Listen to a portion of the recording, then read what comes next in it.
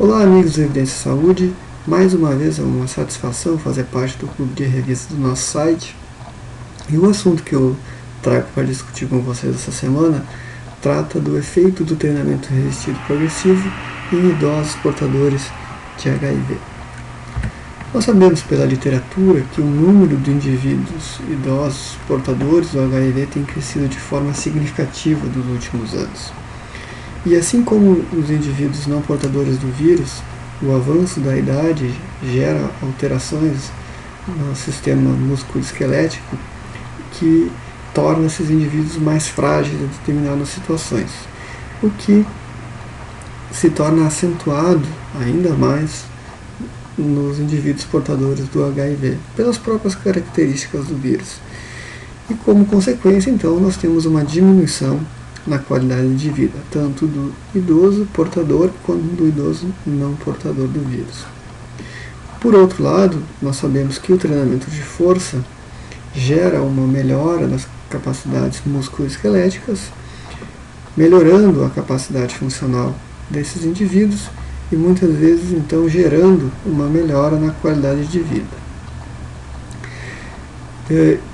Tem sido bem relatado na literatura, já tem até 2 meta-análises falando sobre os efeitos do treinamento de força em indivíduos HIV positivo.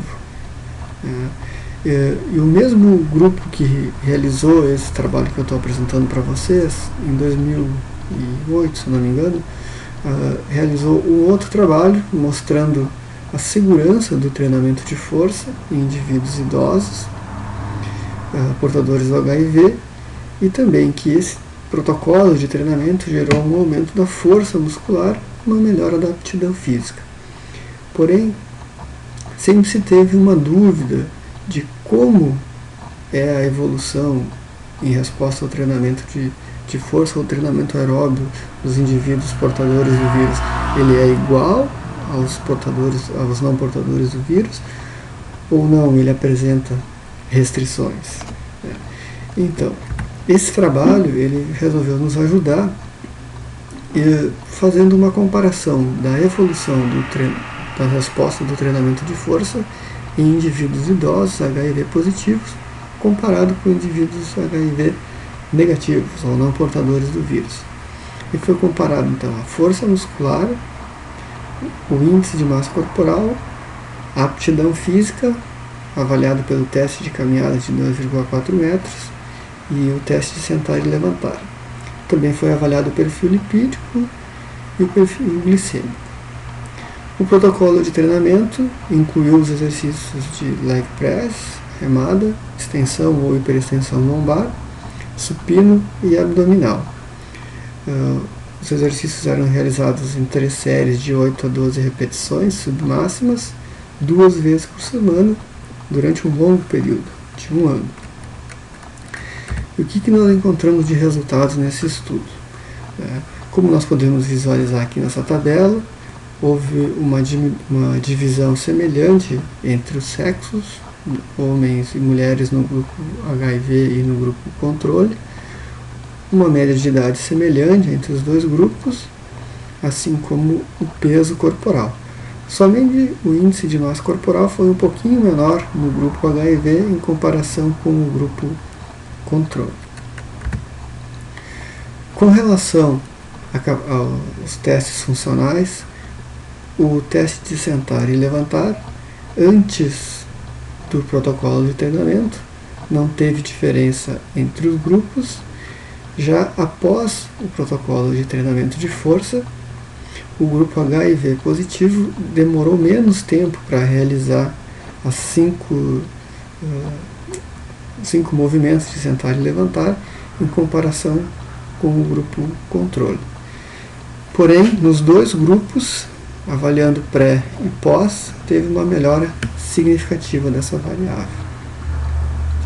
Já para o teste de caminhada de 2,4 metros, os indivíduos HIV positivos já apresentavam um resultado melhor no momento pré, o que não aconteceu de forma significativa após o protocolo. Contudo, eles continuavam apresentando um tempo menor na execução desse teste.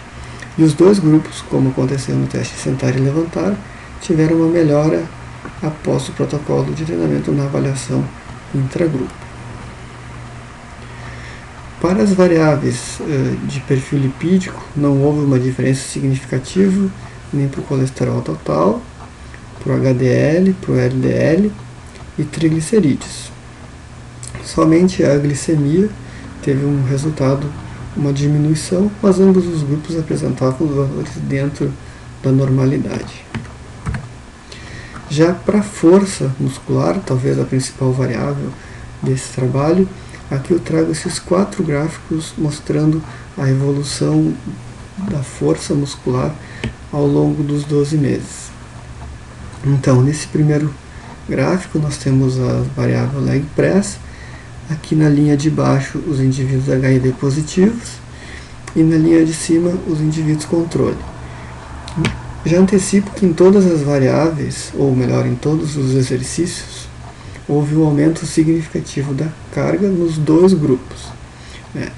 Só que uma curiosidade que teve uma mudança semelhante, principalmente nesses 4 exercícios que eu estou demonstrando aqui, foi a seguinte: o grupo idoso não portador do HIV apresentou um aumento progressivo na força até aproximadamente o 8º mês, quando encontrou um platô nessa avaliação.